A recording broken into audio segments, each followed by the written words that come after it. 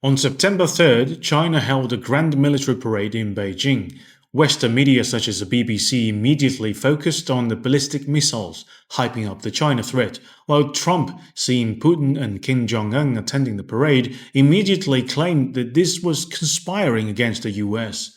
Regarding such rhetoric, Chinese strategist Professor Wang Xiangsui pointed out that this shows the West not only failed to decode those signals from China's parade, but even lacks common sense about historical and contemporary global development trends. Yet, the true signals Beijing sent through this parade are far more profound than their fabricated narrative, and something they desperately need to comprehend.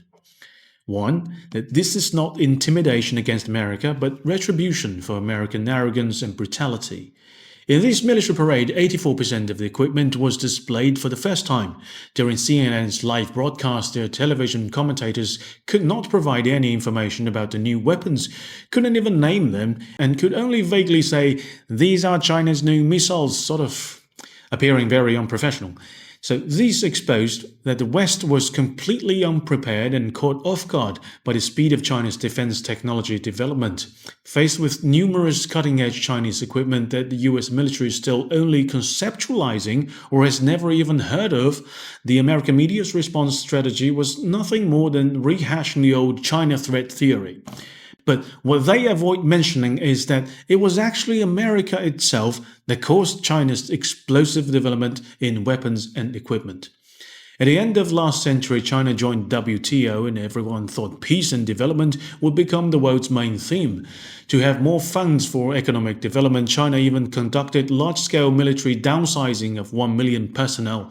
However, in 1999, after China's embassy in Yugoslavia was bombed by the US, Beijing realized that imperialist countries still did not hesitate to use force to violate China's territory. So peace could not be maintained solely through peaceful aspirations. Security still had to be protected through hard power balance. China immediately launched a series of defense technology programs, building hypersonic wind tunnel clusters and aerospace and microelectronic research projects. These seeds planted 26 years ago grew under strict military timelines and have now borne abundant fruit.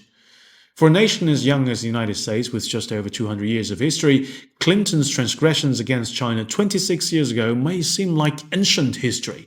But for China, a civilization with 5 millennia of history, that humiliation feels like it happened just yesterday. That's why China's rapid military modernization is simply a response to American actions. If the US and the West do not wish to see a militarily strong China or to be outpaced by its advanced weapons, the best course of action is to refrain from provoking China and focus on their own affairs. Having endured a century of humiliation, China will never relinquish its sacred right to self-defense through military strength. 2. This parade conveyed China's goodwill toward and disappointment with America. American media often presumptuously assumes that this military parade was aimed at the United States, a narrow-minded perspective born of judging others by one's own standards. China has an ancient saying, 国之大事在祀与戎. The great affairs of state are sacrifice and war.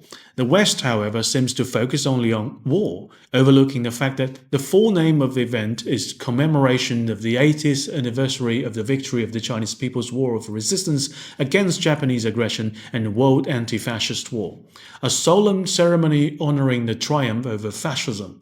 The victory in the anti-fascist war was a historic achievement made possible through the collective efforts of China, the Soviet Union, the United States, and all nations that stood firmly against aggression. During World War II, the anti-fascist alliance suffered immensely, with global military and civilian casualties exceeding 70 million.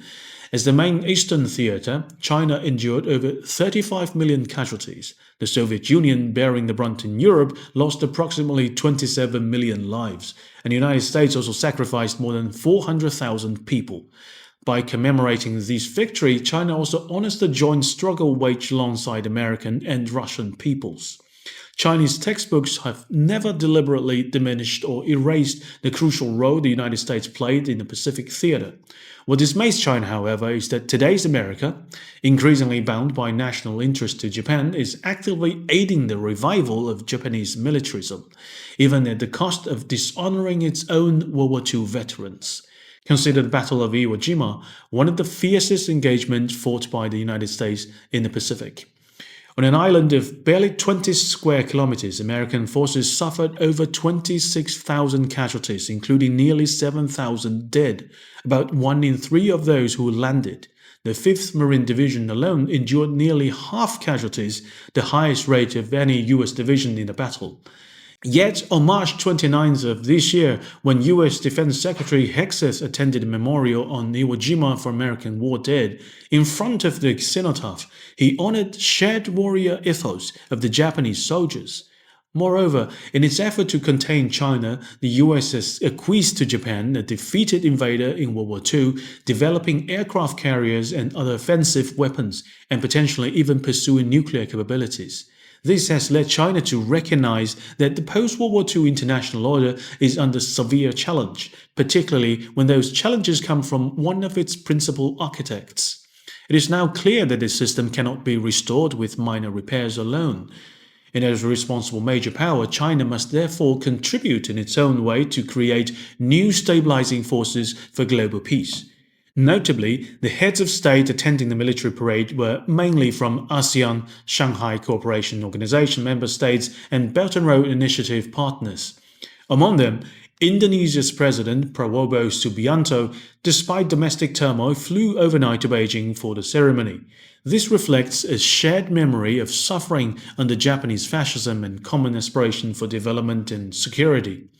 China's consistent diplomatic principle is non-interference in other nations' internal affairs and a rejection of hegemony. But when ASEAN, BRICS, and Belt and Road countries align with the Global Governance Initiative rather than with existing global hegemony, more than half the world's population and GDP stands on the right side of history. Amidst transformative global changes, China is helping build regional and constructive stability. Should certain countries continue down their destructive path, they will find at least half the world in disagreement. 3. To prevent World War III for all humanity, China is prepared to win any war. In this military parade, beyond the upgrading of its weaponry, Western countries ought to pay closer attention to the debut of China's military aerospace forces and cyberspace forces, a clear reflection of a fundamental shift in China's strategic assessment. Although the hot war of World War III has not yet broken out, unrestricted warfare is already being waged across multiple domains. From the Westphalian system to the Yalta Conference, new world orders were often forged through iron and blood. Today, however, battles equally capable of reshaping the international landscape are constantly being fought in the arenas of trade, digital cyberspace, and the realm of artificial intelligence. Terms like trade war and cyber war once used war merely as metaphor for intensity, yet when US and its allies imposed over 20,000 sanctions on Russia in an attempt to dismantle its social order, when the CIA spread computer viruses worldwide to cripple Iran's nuclear program, when backdoors are embedded within GPU chips to stifle China's AI development, these are acts no different from open warfare. In response to such unrestricted tactics from the West, the People's Liberation Army, while retaining the ultimate means of self-defense, operates under an ancient Chinese principle that offers a more favorable outcome for all in this nuclear age, 不战而屈人之兵, to subdue the enemy without fighting. In 2023, then US Pacific Fleet Commander Samuel Papero boasted about using drones and unmanned vessels to turn the Taiwan Strait into a hellscape, openly threatening China with military action. He repeatedly promoted this concept in public forums. Yet by November 2024, while speaking at Brookings Institution event in Washington, Papero abruptly conceded that drones alone would be insufficient against the PLA. What prompted this change of tone? Also in November 2024 at the Zhuhai Air Show, China unveiled the Jiutian drone carrier, a mothership for unmanned systems, the Orca large unmanned combat vessel, and displays such as the robot Wolf ground combat systems coordinating with drone swarms. These demonstrated the PLA's mature integrated air-ground unmanned combat capabilities. Clearly, if the Taiwan Strait were to become a hellscape of unmanned warfare, it would be the US military, not the technologically, industrially, and systematically superior PLA that will be cast into that inferno. Through its display of strength at Zhuhai, China deftly guided Paparo and by extension US strategy back from fantasy to reality, thereby helping consolidate peace and stability in the Western Pacific. This millennia-old wisdom of achieving victory without battle remains profoundly relevant.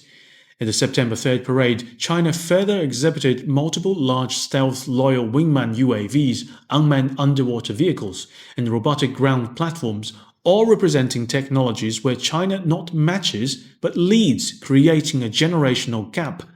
This marks a technological transition from catching up with the United States to surpassing it in key areas. In a nuclear war, there are no winners. But in conventional warfare, it is increasingly clear that the victor will no longer be the United States. Subduing the enemy without fighting is not some deeply secret mystery.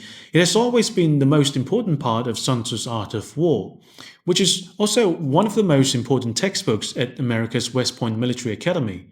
What's regrettable is that when the West reads this work, they often only see that warfare is based on deception part, obsessing over studying how to win wars, and rarely noticing the wisdom it teaches about avoiding wars as much as possible, and its supreme excellence is to subdue the enemy's army without fighting. Some Western media even now try to use the quote of "appear strong when you are weak" to circularly argue that China is just bluffing and Chinese military is flashy but insubstantial. This shallow understanding of Chinese wisdom not only leads to laughable ostrich mentality, but it's also dangerous. The PLA showcased in the Victory Day parade has evolved into a force capable of rivaling any opponent, boasting advanced technology, rigorous training, robust organization, and formidable mobilization capacity. Yet, by choosing this symbolic date, the anniversary of the victory over fascism, to unveil these sophisticated and precise weapons, China sends a clear message to the world. To prevent another world war, it has built not only coercive power to restrain aggression, but also constructive power to promote development. Defending national sovereignty remains the PLA's unshakable bottom line, while 止戈为武, deterring war through strength, continues to be its highest mission. That's all for today. Thank you for watching this episode of Topics. I'm Chris. If you have any thoughts, please leave a comment below and see you next time.